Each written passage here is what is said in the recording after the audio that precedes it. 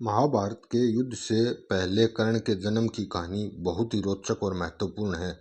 कर्ण महाभारत के प्रमुख पात्रों में से एक थे और उनका जन्म एक अद्भुत तरीके से हुआ था। कर्ण का जन्म कुंती के गर्भ से हुआ था। युवा अवस्था में जब कुंती राजकुमारी थी, तब एक बार ऋषि दुर्वासा उनके महल में आए। कुंती ने उनकी बहुत सेवा की, जिससे प्रसन्न होकर ऋषि दुर्वासा ने उन्हें एक मंत्र दिया। इस मंत्र के द्वारा वह किसी भी देवता को आह्वान कर सकती थी और उससे एक संतान प्राप्त कर सकती थी। कुंती इस मंत्र की शक्ति को आजमाना चाहती थी, इसलिए उन्होंने सूर्य देव का आह्वान किया। मंत्र का प्रयोग करते ही सूर्य देव प्रकट हुए और उन्होंने कुंती को एक दिव्य पुत्र प्रदान किया।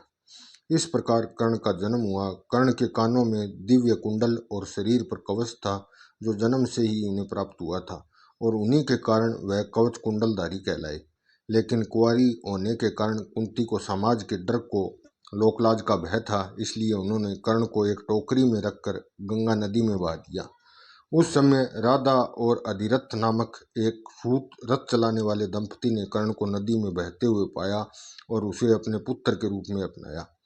राधा ने उसे बहुत प्यार से पाला, इसलिए कर्ण को राधेय भी कहा जाता है। कर्ण को यह बात मालूम नहीं थी कि वह एक राजकुमार है और सूर्य देव का पुत्र है।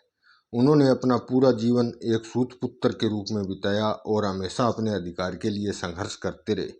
यही कारण था कि वह हमेशा सम्मान और पहचान की तलाश में रहे, जो उन्हें अंततः दुर्योधन के साथ मित्रता के रूप में मिली।